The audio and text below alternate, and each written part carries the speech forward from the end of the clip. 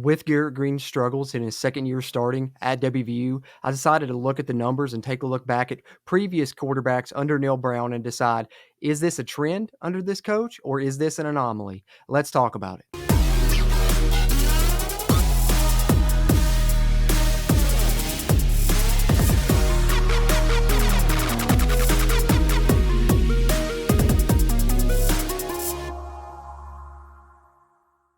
What's going on, Mountaineer Nation? Welcome into the Country Roads Webcast. Here today to discuss West Virginia quarterbacks under Neal Brown. We've seen Garrett Green from 2023. He looked really good, took good care of the football, had much better stats, and probably graded out better, right? Well, I decided to take a look at those numbers. And once I saw how his turned out, I wanted to go back and say, let's take a look at the entire Neal Brown era as a whole. Let's look at the quarterbacks that we've had under his watch and see, because when I started to think about it, I'm like, that kind of seems like how this has went a lot. The quarterbacks have started off hot and then they've fallen off either, by the time it's their second year to start or if they're a 1 year starter, by the time it gets late in that year, they start to fall off a little bit. So I was like, let's see if the numbers bear this out as well. And I think what you're going to see is going to really surprise you here at the quarterback position for West Virginia, because to me, it looks like consistent regression. And to prove this, I'm using two formulas, both the countable stats. We're going to take a look at those. And I went through and looked at the grades on PFF going all the way back to Neal Brown's first year in 2019. So, you judge for yourself, though. I'm going to show you guys the numbers here and bear it out, and you guys let me know in the comments how you're feeling, if this is consistent regression for WVU year by year at the quarterback position under Neal Brown's watch. Let's take a look here, starting back with 2019.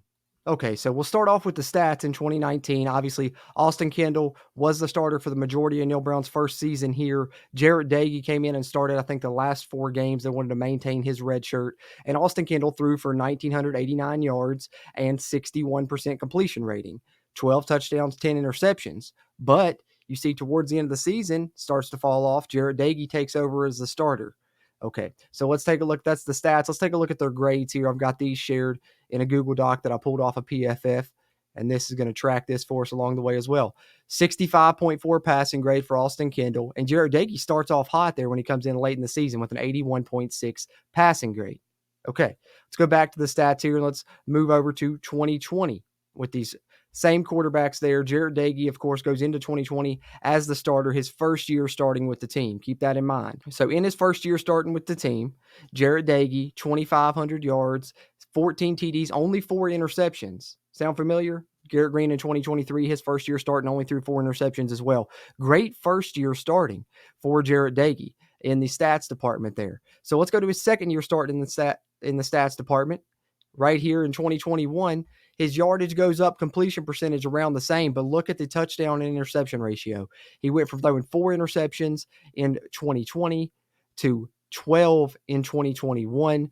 So, you see the drop off in the stats, similar to what we've seen with Garrett Green this year. But let's go to the grades. What did Jarrett Dagey do his first year starting versus second year starting grades wise? Jarrett Dagey in his first year starting, 74.7 passing grade.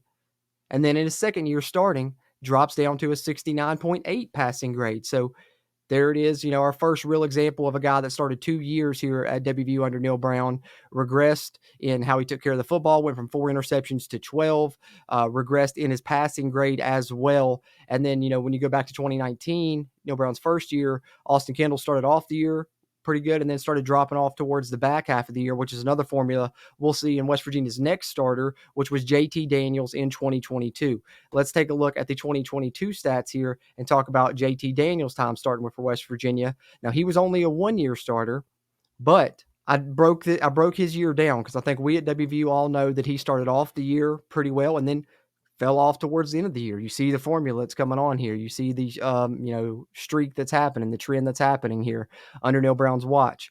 JT Daniels in 2022, 2,107 yards, 13 touchdowns, 9 interceptions, and of course, much like Austin Kendall, the other quarterback that we've talked about that started 1 year at WVU, towards the end of the year started to fall off and got replaced by someone else. This year, it was Garrett Green who came in and started starting there in the final, 3 or 4 games there in 2022. So for Jarrett Dagey, let's go back to the grades here. When Jarrett Dagey was the quarterback at WVU, like I said, he only started the 1 year, so I broke this down. Jarrett Dagey throughout his 1 year, not Jarrett Dagey, JT Daniels only started the 1 year. So I broke this down here in 2022. JT Daniels, 69.4 passing grade overall. not too bad, right around what Jarrett Doege did the year prior. But when you break it down, this is where the trend is, where the problem is that we're talking about the regression that we're seeing. We've seen it from a guy, regressing year 1 to year 2 as a starter with Jarrett Doege that we just talked about. And then in 2022, we're going to see a guy that started the season well, regress throughout the year, and then get benched, at the end of the year, all be, somewhat due to injury and somewhat due to changing up the offense and bringing Garrett Green in. But nonetheless, as you see here, JT Daniels' average grade through the first 6 games of the season, when you average out all his passing grades across those first 6 games, 70.9 passing grade. You get into the back half of the year before he was benched, which I believe is 4 games, average that out, he had dropped to a 56.2 passing grade. So thus far, what we have grades-wise, you've seen the stats there. Grades-wise, what we've seen is Jarrett Doege drop from 74.7 to 69.8 from his first year to his second year. And then we've seen JT Daniels over the course of one season go from a 70.9 passing grade to a 56.2, which brings us to our current quarterback, Garrett Green.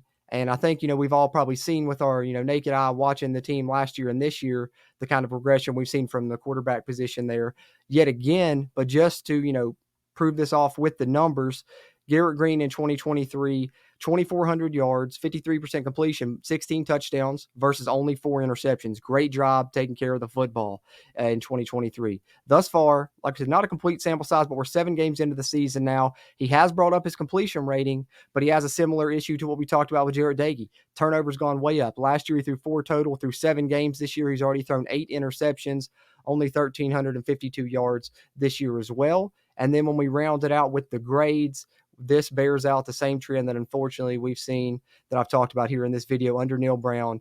Garrett Green in the 2023 season had an 83.3 passing grade, and that dropped in here in 2024 through the 7 games at the time of this recording to a 73.0.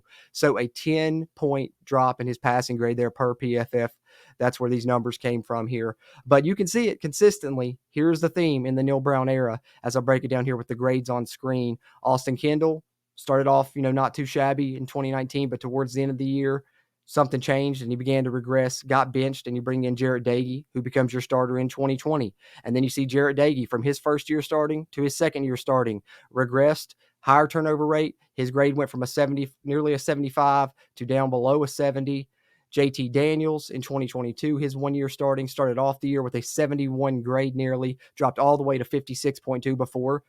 Same formula there. He's benched and you switch to Garrett Green, who starts off in 2023, looks, has what was really an elite year. And you would think a quarterback in their second year starting is going to take a leap, but Garrett Green fell off and dropped all the way down to a 73 passing grade. And you've seen the turnover rate go up with him as well, which is what caused me to dive into these numbers, which I think bears out. Unfortunately, this has been a trend in the Neal Brown era of constant quarterback regression. So there you have it, Mountaineer Nation. You guys, I know I mentioned this in the watch party that I did for the Kansas State game, that I wanted to, look at the numbers and see if they bared this out, because I started thinking about it there. You guys can see it there in that watch party live stream about the constant regression that I started to realize within the quarterbacks in the Neal Brown era, and the way that it seems like a guy in his second year starting drops off and then gets benched. And that's what we've seen thus far in the Neal Brown era. Don't know if we'll see, Nico Marchio in the back half of the season. No, Garrett Green's dealing with an injury right now, and I hope he gets tough. This isn't to bash on him or to bash on any of the WVU quarterbacks. I love Garrett Green to death. He's a tough guy. But this is just to prove that it's unfortunately another mark in, the con corner when Ren Baker evaluates this Neal Brown era right now, is that the quarterback position, probably the most important position in college football, can be a big eraser for you if you have someone there at the signal caller position that you can be consistent with. And even if you don't want to say these guys have regressed, which I think those numbers kind of bear out that they have, one thing that they have been is consistently inconsistent, and that's going to get you beat there at the signal caller position in college football. So just something to look at here. An unfortunate trend that's developed throughout the WVU football regime under Neal Brown. But let me know your all's thoughts. Appreciate y'all tuning into this one. Hit the like button before you head out. That thumbs up button helps a ton with the YouTube algorithm. And be sure to subscribe here for WVU football content. A couple podcast episodes a week, live streams every week, and bonus content for channel members. If you'd like to join, hit the join button below. Game rewatch commentaries, film reviews, player grades, depth chart projections, all that good stuff available for channel members. But throw your thoughts in the comments on the West Virginia quarterbacks under Neal Brown. As always, I'm Jordan Cruz, and until next time, let's go Mountaineers.